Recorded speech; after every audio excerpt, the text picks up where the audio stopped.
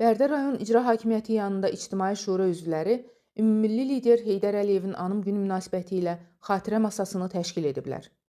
Tədbirdə Şuranın sədri Vüsal Bayramov çıxış edərək, Ulu Öndərin Azərbaycan dövlətçiliyinin formalaşması və möhkəmlənməsi istiqamətində tarixi xidmətlərindən danışıb. O, Heydər Əliyevin ölkənin siyasi, sosial və iqtisadi inkişafında oynadığı mühüm rolun bu gün də yüksək qiymətləndirildiyini vurğulayıb. Daha sonra şura üzvləri Etibar xanım Hüseynova, Musa Muradlı, Axund Hacı Ramazan Hüseynov və Əhliman Hümbətov çıxış edərək ümummilli liderin həyat və fəaliyyətindən, onun Azərbaycan xalqına miras qoyduğu dəyərlərindən söz açıblar. Çıxış edənlər Heydər Əliyevin milli birlik, dövlətçilik və vətənpərvərlik kimi prinsiplərinin bu gün də ölkənin inkişafına istiqamət verdiyini bildiriblər. Tədbir Heydər Əliyevin xatirəsinə ehtiramın ifadəsi olaraq başa çatıb. Vüsal Rafiqoğlu, Mirələ Məhmədov, Vəfa Hüseynova, Aran TV Bərdə.